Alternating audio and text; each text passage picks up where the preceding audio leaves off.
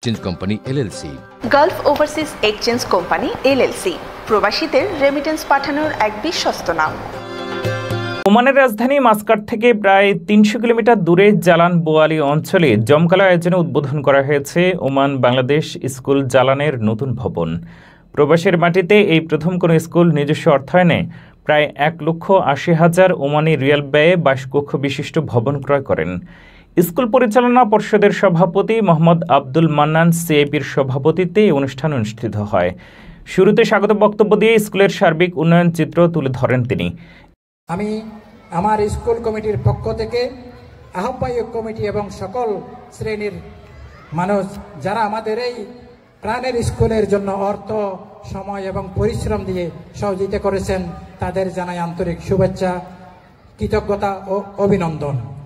আজকের এই দিনে সেই সমস্ত কর্মবীর প্রবাসী সন্তানদের শ্রদ্ধার সাথে স্মরণ করছি, যাদের সুনিবিড় ভালোবাসা ও ত্যাগ তিতিকার ফসল আজকের এই প্রতিষ্ঠান। বর্তমানে প্রতিষ্ঠানের পথ চলা প্রায় ১ শতাব্দীর কাছাকাছি। সুস্থ ও সুন্দর ব্যবস্থাপনা একটি দুর্বল প্রতিষ্ঠানকে সফলতার মঞ্জিলে নিয়ে যেতে পারে। তেমনইভাবে অবস্থাপনার কারণে একটি সচল প্রতিষ্ঠানও ধ্বংসের দ্বার প্রান্তে নিয়ে যায়। আমাদের এই প্রিয় প্রতিষ্ঠান দীর্ঘদিন পর্যন্ত অভিভাবকহীন ও অব্যবস্থাপনার কারণে ধ্বংসের দ্বার প্রান্তে এসে দাঁড়িয়েছিল। আমরা যখন প্রতিষ্ঠানের দায়িত্ব গ্রহণ করেছি সেই সময় প্রতিষ্ঠানে নাই বলতে কিছুই ছিল না। ১২টি ক্লাসে ১০ জন শিক্ষক এবং ছাত্রছাত্রীর সংখ্যা সব মিলিয়ে ছিল ৭২ জন। আমরা সবাই দল মত নির্বিশেষে বাংলাদেশি পতাকাবাহী এই প্রতিষ্ঠানকে ভালোবাসবো। সবাই দলের ঊর্ধ্বে থেকে এটা করবো আমরা ইনশাআল্লাহ। অসংখ্য ধন্যবাদ যারা আমাদেরকে এতে প্রধান অতিথি হিসেবে উপস্থিত থেকে ভবনটির উদ্বোধন করেন ওমানে নিযুক্ত বাংলাদেশের মাননীয় রাষ্ট্রদূত নাজমুল ইসলাম। এই সময় উপস্থিত ছিলেন ওমান বাংলাদেশ স্কুলসমূহের board of director chairman engineer Kazi Imdad Hossain. শুরুতে পবিত্র কোরআনে কারিম থেকে তিলাওয়াত, ওমান ও বাংলাদেশের জাতীয় সঙ্গীত পরিবেশন করা হয়। উদ্বোধনী গানের সাথে নৃত্য পরিবেশন করেন স্কুলের শিক্ষার্থীরা। এই সময় মাননীয় রাষ্ট্রদূত নাজমুল ইসলাম সহ বিশিষ্টজনকে ফুল দিয়ে বরণ করে নেন স্কুল প্রেসিডেন্ট আব্দুল মান্নান। স্কুলের ভারপ্রাপ্ত অধ্যক্ষ হারুনুর রশিদের সঞ্চালনায় আর উপস্থিত ছিলেন ওমান বাংলাদেশ দূতাবাসের লেবার কাউন্সিলর রাফিউল ইসলাম, সাবেক কূটনৈতিক মিশনের প্রধান তায়েব বিন সালিম আলাউই, সাইদ বিন নাসের বিন হামিদ আল সিনাদি, ওমান বাংলাদেশ সোশ্যাল ক্লাবের চেয়ারম্যান সিরাজুল হক সিআইপি, ইয়াসিন চৌধুরী সিআইপি, ইফতেখারুল হাসান চৌধুরী, মোস্তফা কামাল পাশা, ওমান কমিউনিটির নেতৃবৃন্দ। শুরুতে স্বাগত বক্তব্য রাখেন স্কুলের সাবেক সভাপতি আব্দুল মালেক। এই সময় স্কুলের বকেয়া টাকা পরিশোধ ও অন্যান্য অসমাপ্ত কাজের জন্য সকলের সহযোগিতা চাইলে নগদ প্রায় ৫০ মিলিয়ন টাকা অনুদান পান ওমান কমিউনিটির নেতৃবৃন্দ ও ওমান প্রবাসীদের পক্ষ থেকে।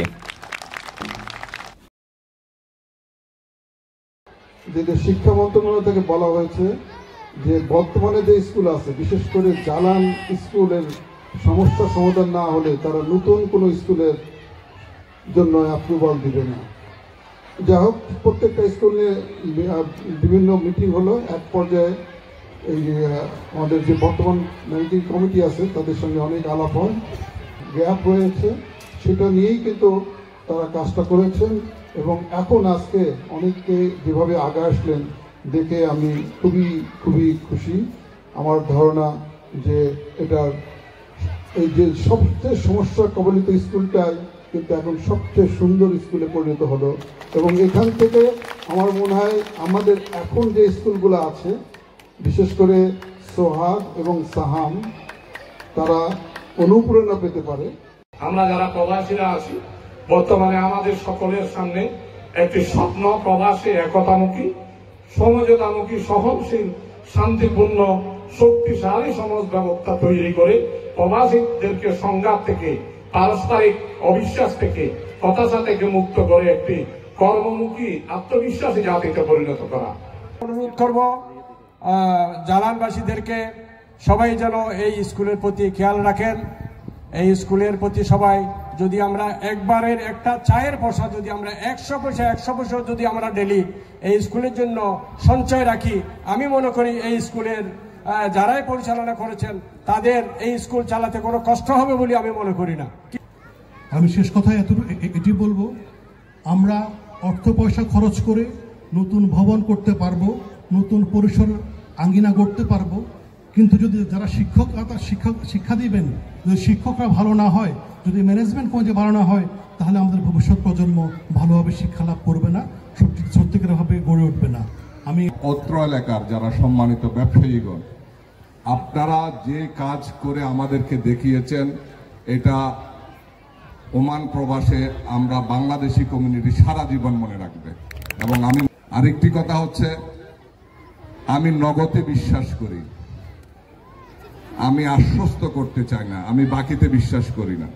এখানে আসছি, আমি মনে করি আমার একটি সামাজিক দায়িত্বের অবস্থান থেকে আজকে স্কুলকে কন্ট্রিবিউশন করা আমার একটি নৈতিক দায়িত্বের মধ্যে পড়ে। যেহেতু রাষ্ট্রদূত মহোদয় যেহেতু বলেছেন যে সম্মানিত চেয়ারম্যানকে যে এখানে যারা আসবেন তারা যেন এখানে স্কুলকে কিছু কন্ট্রিবিউশন করে, তাই আমি আমার সংগঠনের পক্ষ থেকে আজকে এই বাংলাদেশ স্কুল জ্বালানোর জন্য বাংলাদেশি টাকায় 1 বিলিয়ন টাকার চেক হস্তান্তর করতে যাচ্ছি।